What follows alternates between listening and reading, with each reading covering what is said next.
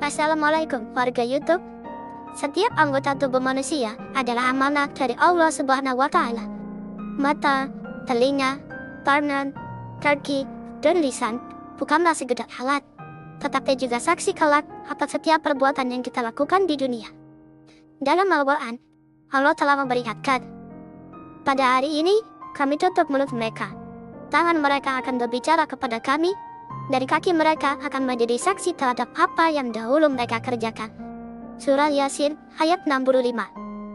Ayat ini menggambarkan dengan jelas bahwa tangan dan lisan bukan hanya alat untuk beraktivitas, tetapi juga akan menjadi saksi yang jujur di hadapan Allah kelak.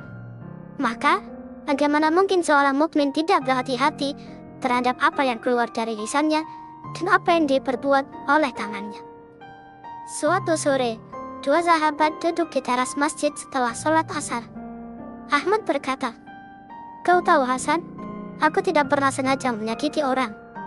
Tapi entah kenapa, banyak yang menjauh dariku. Mungkin karena aku suka bercanda." Hasan membalas, "Bercanda boleh Ahmad, tapi kadang kata-kata yang kita kira ringan bisa jadi luka bagi orang lain." Ahmad berucap, "Tapi aku tidak bermaksud jahat." Hasan kembali membalas, "Lisan itu seperti panah. Sekali dilepaskan, tak bisa ditarik kembali. Luka di hati sendiri tak sembuh hanya dengan kata maaf." Ahmad terdiam.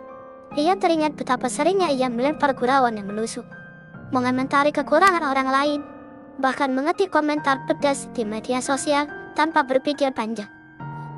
Hasan menepuk bahu kawannya tersebut dan berkata pelan, "Rasulullah SAW bersabda, barang siapa beriman kepada Allah dan hari akhir, hendaklah ia berkata yang baik atau diam." Hadis riwayat Bukhari dan Muslim. Kadang diam lebih mulia daripada kata yang tak membawa berkah. Ahmad menunduk. Saat itu ia baru benar-benar memahami bahwa menjaga lisan bukan sekedar sopan santun, tapi juga bentuk keimanan. Lisan adalah anggota tubuh yang kecil, namun dampaknya besar. Dengan lisan, seseorang bisa mengucapkan kalimat tauhid dan meraih surga. Tetapi dengan lisan pula, seseorang bisa menebar fitnah dan dosa besar. Rasulullah SAW bersabda kepada Muaz bin Jabal, "Celakalah engkau wahai Muaz, bukankah manusia diseret ke neraka pada wajah mereka karena hasil dari ucapan lisan mereka?" Hadis riwayat Tirmizi. Setiap kali berbicara, menulis komentar, atau menyebarkan pesan, sesungguhnya kita sedang mempertaruhkan nasib akhirat.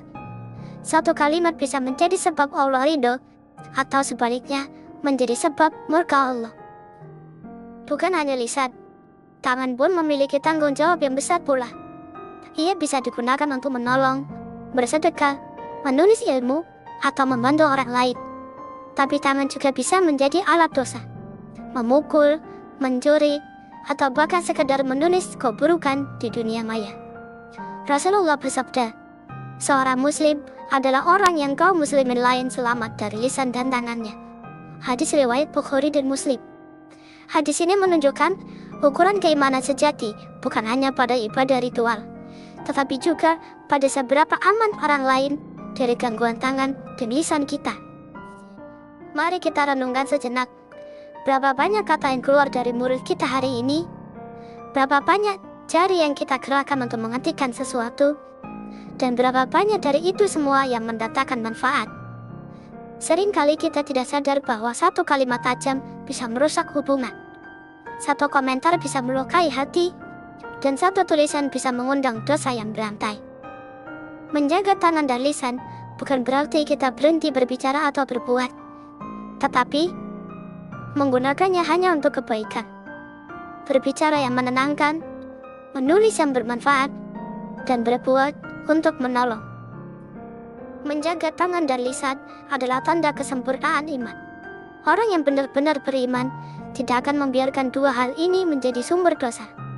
Rasulullah bersabda, "Barang siapa menjamin untukku apa yang ada di antara dua rahangnya, yakni lisan, dan apa yang ada di antara dua kakinya, yakni kemaluan, maka aku akan menjamin surga untuknya." Hadis riwayat Bukhari. Betapa besar ganjaran bagi orang yang mampu menjaga lisannya. Maka mulai sekarang, sebelum berbicara, pikirlah 3 hal. Apakah benar?